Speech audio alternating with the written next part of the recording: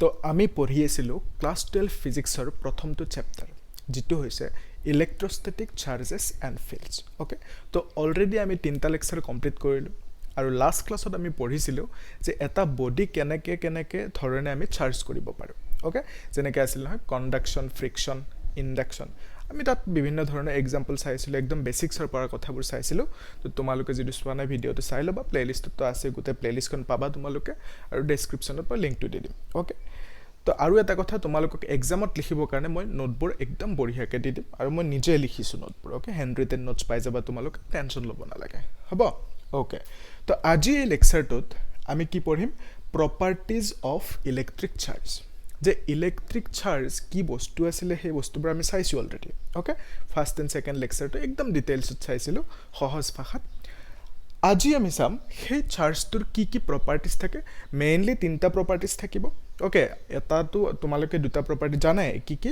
যে 2টা যদি লাইক চাৰ্জেছ থাকে মানে ছেম যদি চাৰ্জ থাকে সেই চাৰ্জ দুটা এইটো সেইটো কি কৰিব ৰিপেল কৰিব মানে যদি 2টা চাৰ্জ পজিটিভ হয় তেতিয়া কি হ'ব ৰিপেল কৰিব এইবোৰ তোমালোক জানা আৰু 2টা যদি নেগেটিভ হয় তেতিয়াও কি কৰিব তেতিয়াও ৰিপেল কৰিব হয় নহয় ইয়েছ আৰু যদি 2টা এটা নেগেটিভ এটা পজিটিভ হয় তেতিয়া কি হ'ব তেতিয়া এট্ৰাক্ট কৰিব অ'কে তো এই বস্তু দুটা এইখিনি বেছিক কথা তোমালোকে জানা চবে জানো আমি যি নহওক তো মেইনলি যিকেইটা প্ৰপাৰ্টি আছে সেইকেইটা হৈছে এডিটিভিটি কনজাৰ্ভেশ্যন এণ্ড কোৱান্টাইজেশ্যন অ'কে তো এইকেইটা আমি ধুনীয়াকৈ আজি এক্সাম্পল দি বুজিম আৰু এটা কথা এটা কাম কৰিম দিয়া আজিৰ লেকচাৰটোত এই 2টা প্ৰপাৰ্টি চাম অ'কে নহ'লে বহুত বেছি লম্বা হৈ যাব ভিডিঅ'টো অ'কে তো এইটো আমি কালিৰ লেকচাৰটোত চাম নেক্সট লেকচাৰটোত তোমালোকে পাই যাবা যি নহওক বাৰু তো এতিয়া আৰম্ভ কৰোঁ এডিটিভিটি কি হয় অ'কে তো এইখিনি মুচি লওঁ মই চোৱা অ'কে তো তোমালোকে পেপাৰ পেন লৈ বঢ়িয়াকৈ বহি যোৱা চোৱা এডিটিভিটি কি বস্তু আচলতে কি হয় চাৰ্জবোৰ আমি এড কৰিব পাৰোঁ জাষ্ট লাইক তোমালোক যদি নাম্বাৰ দিয়ে হয়নে নাম্বাৰবোৰ এড কৰিব পাৰা 2টা এপল দিলে এপল 2টা এড কৰিব পাৰা নাই পাৰা এড কৰি 4টা কৰি দিয়া তো এই যে এডিটিভিটি চাৰ্জবোৰকো আমি ঠিক তেনেকৈ এড কৰিব পাৰোঁ ফৰ এক্সাম্পল ছাপ'জ এটা চাৰ্জ আছে +2 কুলম্ব অ'কে আৰু এটা ছাপ'জ আছে +3 কুলম্ব আৰু এটা আছে ছাপ'জ -4 কুলম্ব অ'কে তো এনেকৈ 3টা চাৰ্জেছ আছে এই 3টা চাৰ্জক আমি এড কৰি টোটেল চাৰ্জটো উলিয়াব পাৰোঁ অ'কে তো এড কৰিবৰ কাৰণে কি কৰিম এতিয়া চোৱা +2 +3 কিমান হ'ল +5 হয়নে আৰু ইয়াতে -4 আছে তো -4 হ'লে কিমান হ'ব টোটেল চাৰ্জ 1 কুলম্ব হ'ব অ'কে তো আমি একদম চিম্পলি চাৰ্জবোৰ কি কৰিব পাৰোঁ এড কৰিব পাৰা আৰু এইটোৱে হৈছে চাৰ্জৰ এডিটিভিটি প্ৰপাৰ্টি একদম সহজ হয় নহয় য়েছ তো ফিজিক্স ইমানে ইজি হয় অ'কে তো চোৱা কনজাৰ্ভেশ্যনটো কি হয় কনজাৰ্ভেশ্যনটো বুজিবৰ কাৰণে আমি এটা এক্সাম্পলৰ হেল্প ল'ম অ'কে তো আচলতে কি হয় কনজাৰ্ভেশ্যন শব্দটো আমি বুজি পাওঁ যদিও হজম নহয় হয়নে তো আজি আমি সেই বস্তুটোত ফ'কাছ কৰিম যে একদম একজেক্ট মিনিংটো কি হয় কনজাৰ্ভেশ্যনৰ চোৱা এক্সাম্পলটো ভালকৈ মন দিবা অ'কে তো আচলতে কি হয় ছাপ'জ তোমাৰ হাতত অ'কে এইটো তুমি তো তোমাৰ হাতত ছাপ'জ কিমান টকা আছে 20 টকা অ'কে তো এতিয়া কি হ'ল ৰাতিপুৱা তোমাৰ হাতত 20 টকা পইচা আছিলে 20 টকা আছিলে তাৰপিছত গধূলি সময়ত তোমাৰ কি হ'ল এই 20 টকাটো 10 টকা হৈ গ'ল অ'কে তো ইয়াতে এই কেছটোত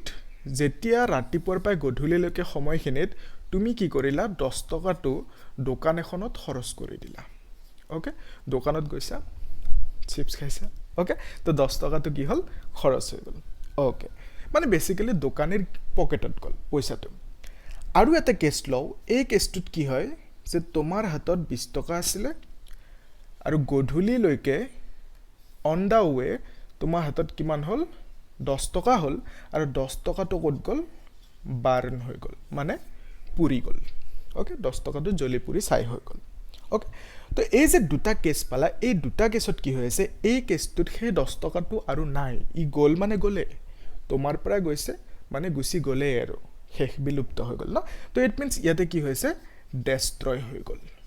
অ'কে তো এই যে ডেষ্ট্ৰয় হৈ গ'ল এইটোকে আমি কি বুলি ক'ম যে নন কনজাৰ্ভেশ্যন অ'কে নন কনজাৰ্ভড ঠিক আছে তো আমি বুজি পালোঁ নন কনজাৰ্ভ কেছত কি হ'ব ডেষ্ট্ৰয় হৈ যাব ওকে বা ক্ৰিয়েট হ'ব পাৰে ক্ৰিয়েট মানে কি ইন এ সেন্স তোমাৰ হাতত 20 টকা আছিলে আৰু অন দা ৱে ৰাতিপুৱাৰ পৰা গধূলি সময়খিনিত সাপোজ তোমাৰ কি হ'ল আৰু 10 টকা এটা আহি গ'ল কিন্তু কোনো দিয়া নাই তোমাক নিজে নিজে গজি উঠিলে ওকে এনেতো হ'ব নোৱাৰে ওকে কিন্তু মানে ইমেজিন কৰাৰ কি কথা আছে ইমেজিনেশ্যন ওকে নিজে নিজে 10 টকা এটা আহি গ'ল তো এই যে ক্ৰিয়েট হৈ গ'ল নিজে নিজে এইটো যদি হয় তেতিয়াহ'লে আমি কি বুলি ক'ম কনজাৰ্ভ হৈ থকা নাই বুলি ক'ম ওকে এই কেছটোত কি হ'ল বাৰ্ণ হৈছে ডেষ্ট্ৰয় হৈছে আৰু এইটোত নন কনজাৰ্ভ হৈছে কনজাৰ্ভ হৈ থকা নাই বঢ়িয়া এতিয়া চোৱা এই কেছটোত কি হৈ আছে এই কেছটোত কনজাৰ্ভ হৈ আছে ওকে তো কনজাৰ্ভ যে হৈ আছে কনজাৰ্ভড এখিনি মচি দিওঁ ওকে তো ইয়াতে যে কনজাৰ্ভ হৈ আছে এই কেছটোত কি হৈ আছে ভালকৈ চোৱা তোমাৰ তাত আছিলে তোমাৰ পৰা নাইকিয়া হ'ল কিন্তু আনৰ পকেটত ট্ৰান্সফাৰ হ'ল এই কেছটোত ওকে তো ইয়াৰ পৰা তোমাৰ পৰা ক'ত গ'ল দোকানীটোৰ পকেটত ট্ৰান্সফাৰ হৈ গ'ল তো ইট মিনছ আমি কি বুজি পালোঁ যে কনজাৰ্ভেশ্যন কেছত এটা বডিৰ পৰা আনটো বডিলৈকে ট্ৰান্সফাৰ হ'ব পাৰে কিন্তু ইয়াতে ডেষ্ট্ৰয় হৈছে নেকি ডেষ্ট্ৰয়টো হোৱা নাই হয়নে নহয় তো এইটো যদি 10 টকা ডেষ্ট্ৰয় হৈ গ'ল হয় জাষ্ট লাইক দিছ তেতিয়াহ'লে সেইটো নন কনজাৰ্ভ হ'ল কিন্তু ইয়াতে ডেষ্ট্ৰয় হোৱা নাই এইটো কি হৈছে জাষ্ট ট্ৰান্সফাৰ হৈছে এটা বডিৰ পৰা আনটো বডিলৈকে ওকে আৰু সেইটোকে আমি কি বুলি ক'লোঁ কনজাৰ্ভ হৈ থকা বুলি ক'লোঁ আৰু যদি তুমি সাপোজ খৰচ কৰা নাই তোমাৰ হাতত 20 টকা আছিলে গধূলিলৈকে তোমাৰ হাতত কিমান হ'ল 20 টকাই আছে ওকে তো যদি 20 টকা হৈয়ে থাকে তেতিয়াহ'লে সেইটোকো আমি কি বুলি ক'ম কনজাৰ্ভ হৈ থকা বুলি ক'ম মানে প্ৰথমতে যিমান আছিলে শেষতো সিমানেই থাকিলে সেইটোও কনজাৰ্ভ আৰু প্ৰথমতে যিমান আছিলে তাৰ পৰা ট্ৰান্সফাৰ হৈ গ'ল সেইটোও কি হ'ব কনজাৰ্ভ হ'ব ওকে তো ইট মিনছ আমি কি বুজি পালোঁ এইখিনি মই মচি লৈ আছোঁ তোমালোকে স্ক্ৰীনশ্বট লৈ ল'বা তো আমি কি বুজি পালোঁ যে কনজাৰ্ভ যদি হৈ থাকে আমি কি বুলি ক'ম সেইটোক কনজাৰ্ভ হৈ থকা মানে আমি কি বুলি ক'ম যে যিমান আছিল সিমানেই থাকিব আৰু কি হ'ব পাৰে এটা বডিৰ পৰা আনটো বডিলৈকে ট্ৰান্সফাৰ হ'ব পাৰে একদম ইজি তো এতিয়া এই সেম কাহানীটো আমি এপ্লাই কৰিম চাৰ্জৰ ক্ষেত্ৰত তো কৈছে নহয় ইলেক্ট্ৰিক চাৰ্জটোৰ এটা প্ৰপাৰ্টি আছে সেইটো কি হয় কনজাৰ্ভেশ্যন তাৰ মানে কনজাৰ্ভেশ্যন বা ল অফ কনজাৰ্ভেশ্যনটো ইলেক্ট্ৰিক চাৰ্জে কি কৰে ফ'ল' কৰে ওকে তো ল অফ কনজাৰ্ভেশ্যনে কি কয় যিমানখিনি আছে সিমানখিনিয়ে থাকিব ওকে আৰু কি হ'ব ট্ৰান্সফাৰ হ'ব পাৰে তেতিয়া আমি কি বুলি ক'ম কনজাৰ্ভ হৈ থকা বুলি ক'ম ওকে আৰু যদি ক্ৰিয়েট বা ডেষ্ট্ৰয় হয় তেতিয়াহ'লে কি বুলি ক'ম আমি ক্ৰিয়েট ইয়াতে লিখি দিছোঁ তো ক্ৰিয়েট বা ডেষ্ট্ৰয় হ'লে সেইটো কি বুলি ক'ম নন কনজাৰ্ভ তো সেইটো তোমালোকে চবতে দেখাই পাই থাকা ল অফ কনজাৰ্ভেশ্যন কি পোৱা যে কেন নট বি ক্ৰিয়েটেড বা এনেকৈ কয় নহয় neither be created not be destroyed okay তো সেইটো হ'ল তোমাৰ কনজাৰ্ভেশ্যন তো চাৰ্জৰ কাহানী কেছত কি হয় কনজাৰ্ভেশ্যনটো ভালকৈ বুজি লোৱা ওকে চোৱা ছাপোজ এটা বডি আছে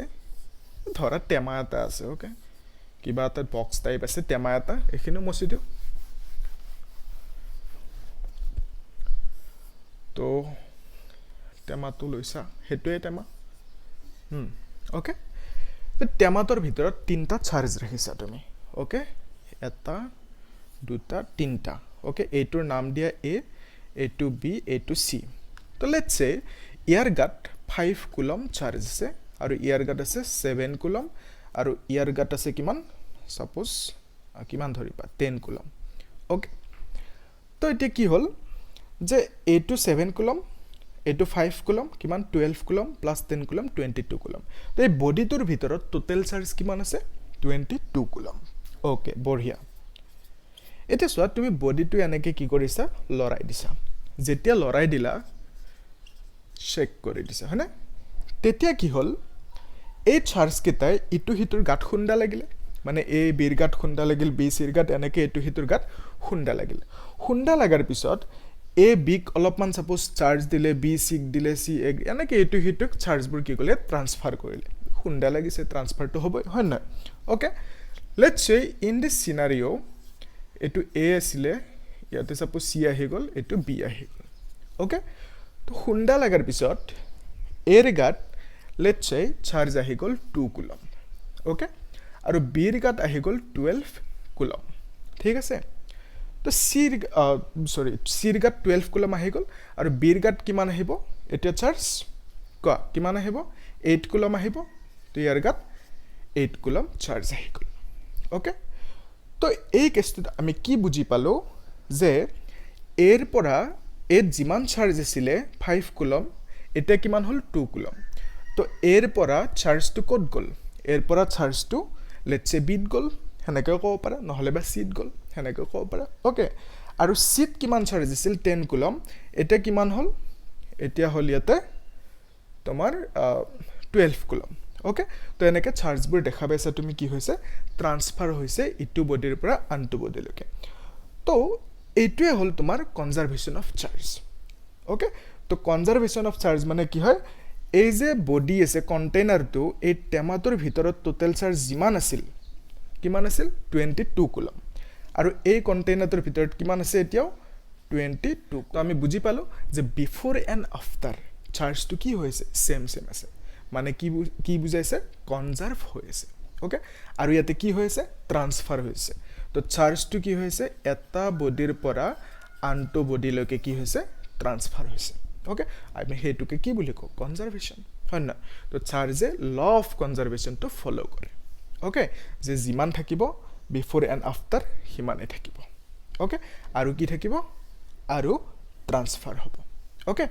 তো আমি যিখিনি কথা বুজি পালোঁ এতিয়া এইখিনি কথা লিখিলোঁ ইয়াতে হয় না ওকে তো চোৱা কি লিখিম যে charge can neither be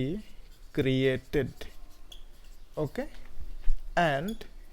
nor be destroyed okay but it can be transferred from one body to another okay তো আমি চাৰ্জক কেতিয়াও ক্ৰিয়েট বা ডেষ্ট্ৰয় কৰিব নোৱাৰোঁ ইউনিভাৰ্চত যিমান চাৰ্জ আছে সিমানখিনিয়ে থাকিব ওকে তো চাৰ্জটো কেতিয়াও ক্ৰিয়েট বা ডেষ্ট্ৰয় হ'ব নোৱাৰে আৰু কিন্তু কি হ'ব পাৰিব এটা বডিৰ পৰা আনটো বডিলৈকে ট্ৰান্সফাৰ হ'ব পাৰিব ইয়েছ বুজি পালা একদম সহজ হয় এইবোৰ ওকে কিন্তু এই যোনটো কোৱান্টাইজেশ্যন এইটো ইণ্টাৰেষ্টিং হয় ওকে তো নেক্সট ক্লাছত আমি এইটো চাম বঢ়িয়া ইয়েছ থেংক ইউ